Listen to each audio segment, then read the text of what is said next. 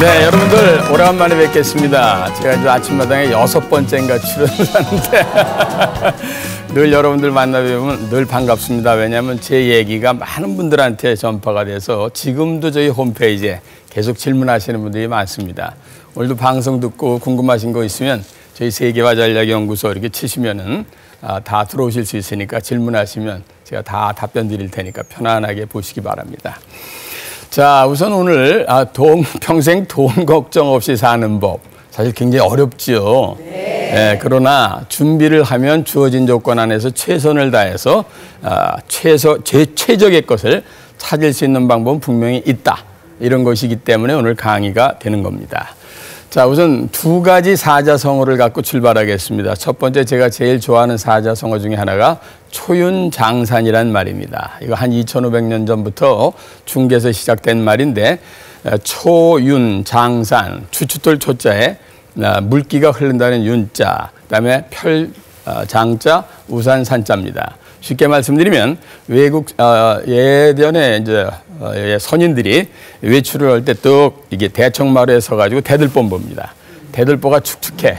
그럼 무슨 뜻이에요? 비가 올 가능성이 높겠구나. 그러면 우산을 준비한다. 우리의 미래가 어떻게 되느냐에 따라서 여러분들도 지금부터 거기에 맞게 준비를 해야 된다. 이런 얘기 아니겠습니까? 굉장히 저희 가슴에 와닿는 사자성어죠. 두 번째 사자성어는 대관소찰입니다. 이게 큰 숲을 보고 나무를 보고 가지를 봐라, 이파리를 보고. 여러분들 가정경제는 이파리에 해당됩니다.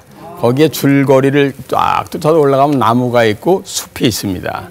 나 혼자 잘해서 되는 게 아니라 우리 나라가 잘 돼야 되고 세계 경제가 잘 돼야 되기 때문에 그래서 대관소찰하는 자세를 늘 가지셔야 여러분이 우린 여기까지 왔구나. 앞으로 이렇게 되는 거로구나. 다른 나라에 비해서 우리나라는 이렇게 가고 있구나 하는 걸 먼저 인식을 하셔야 가정경제에서도 솔루션이 나온다 하는 말씀을 제가 먼저 드리면서 오늘 강의 시작하겠습니다. 우선 대관소찰에 그래서 세계경제 흐름을 잠깐 말씀을 드려야 됩니다. 지금까지 세계경제가 아주 주춤주춤거렸죠. 굉장히 주춤주춤거렸습니다. 그런데 작년부터 이제 세계 경제가 3.1% 성장해서 금년에 3.3% 정도 성장을 할 것 같으니까 세계 전체는 경제 성장률이 올라간다. 이건 한국에 유리한 거예요, 불리한 거예요? 유리한 거죠. 그다음에 각 나라로 보면 이 미국이 전 세계 큰 엔진이거든요. 약 27%의 경제력을 갖고 세계를 돌립니다. 1945년도 2차 세계대전 이후에는 미국이 전 세계 경제의 약 50%까지 차지했었어요. 많이 준 거지. 그래도 한국에 끼치는 영향이 큽니까? 작습니까? 큽니다. 그럼 여러분 자동차 타고 나갈 때 엔진 보셔야 됩니까? 안 보셔야 됩니까? 보셔야 됩니다. 근데 많은 분들이 나하고 미국하고 무슨 상관이 있어? 이렇게 생각하시는 건 근본적으로 잘못된 거다 이 말이야. 그 엔진이 작년부터 이제 슬슬 예열을 시작하더니 경제 성장률이 아주 좋아지기 시작해서 2.2%에서 금년에 3.0%로 쫙 올라갈 기세를 보이고 있다. 한국에게 유리한 거예요? 불리한 거예요? 유리하다 이런 얘기입니다.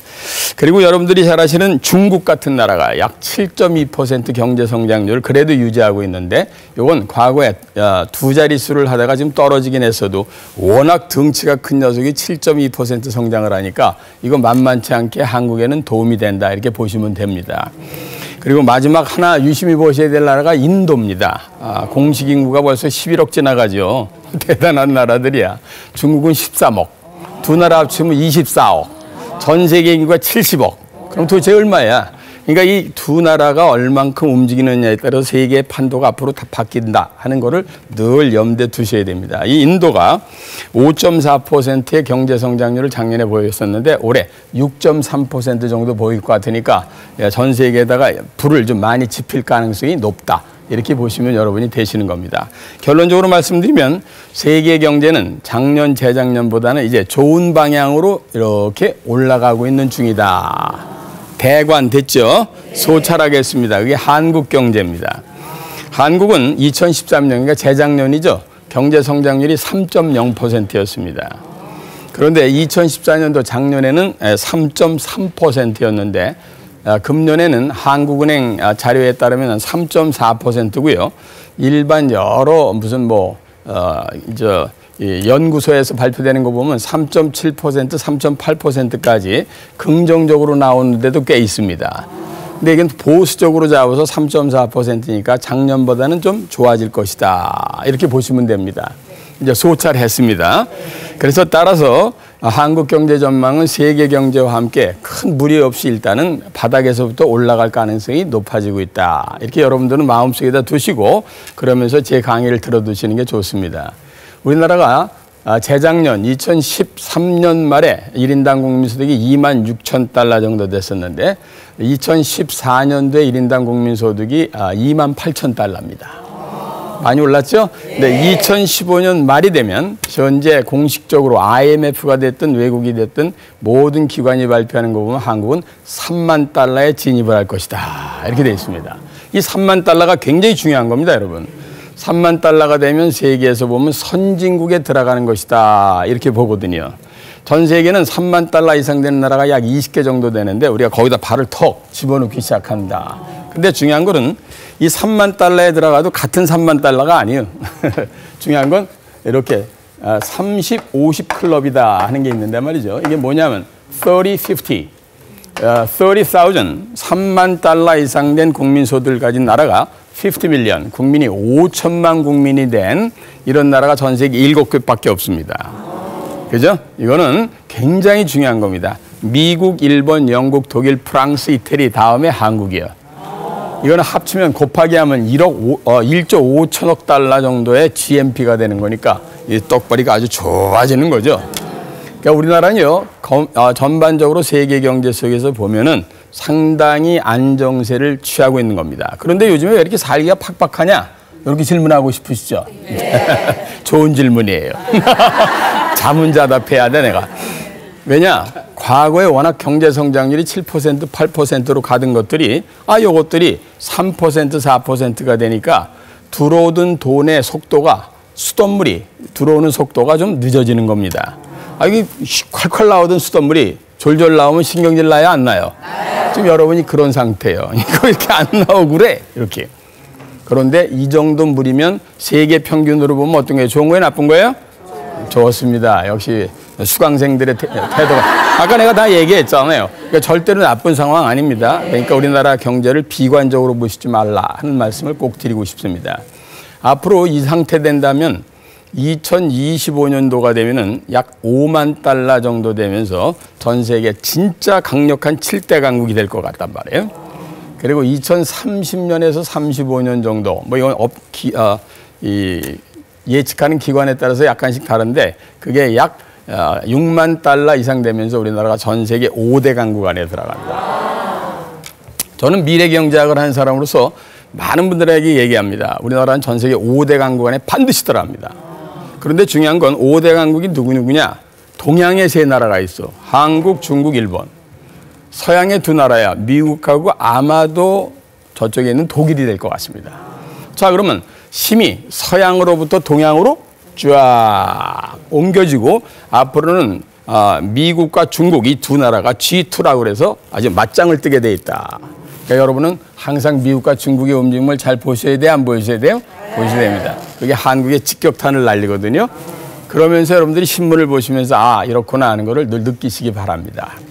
자, 중요한 거는 우리가 선진국에 들어가면 다 좋은 거냐? 여기에 퀘스천 마크를 던지셔야 됩니다. 그렇지 않다는데 문제가 있을 수 있다 이 말이에요. 이게 뭐냐면은 선진국에 들어가면 반드시 선진국 증후군이라는 게 생겨고요. 선진국 병이지.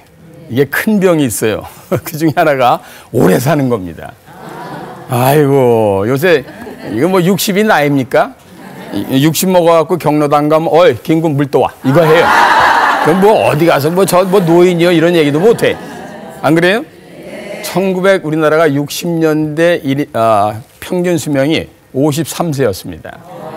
1970년대 우리나라 평균 수명이 56세에서 그다음에 63세입니다. 그다음에 1990년대 71세야. 지금 80세입니다. 근데 앞으로는 몇 세가 될 것 같으냐 이 말이에요. 그럼요. 100세 시대가 이거 금세 다가옵니다. 이게 첫 번째 큰 좋으면서도 우리에게 줄 수 있는 부담감이다. 두 번째 평생 직장이라는 게 없어집니다. 평생 직장이 있다고 생각하시는 분 정신과 치료를 강력히 공감합니다. 네?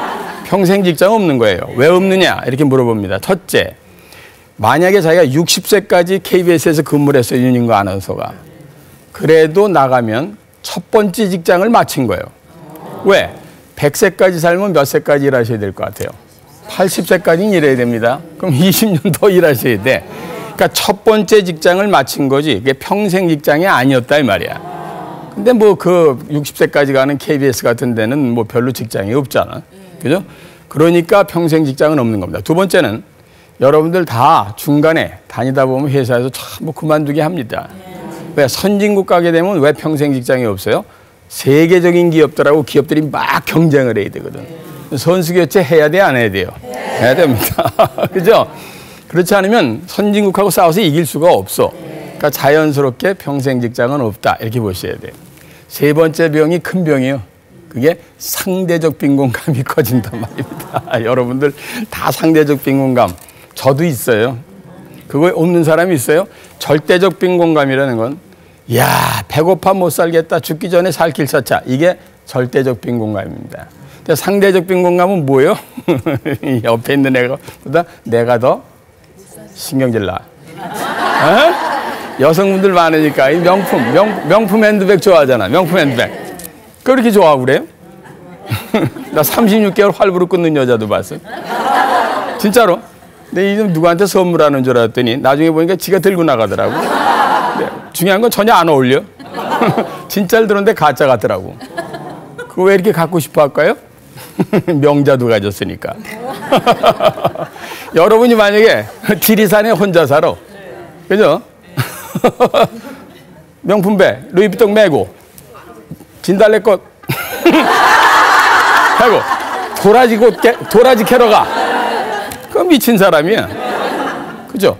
그런 데 가면 절대로 그거 필요 없습니다. 근데 여기서는 볼 때마다 그거 보여.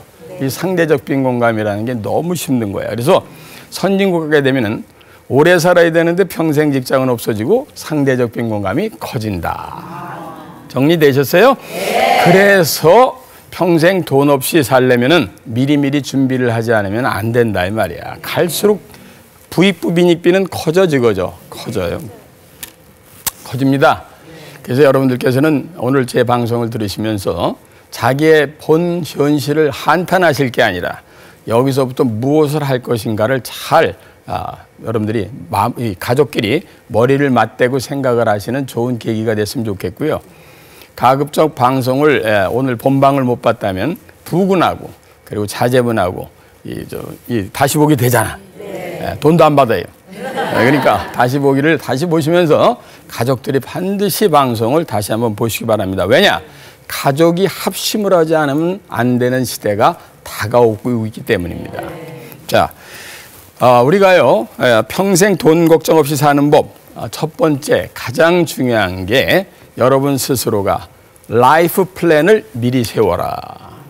그러니까 평생의 계획을 지금부터라도 세우고 아이들은 사회 나갈 때부터 세우기 시작해라. 이런 뜻입니다. 근데 그런 게 있어요? 없어요? 없어요. 그냥 하루 살기 바쁘다고 돌아다닙니다. 열심히 해. 그런데 제대로 잘 열심히 안 한다 이 말이에요. 누가 열심히 곡괭이질을 하는 거야. 하루 종일.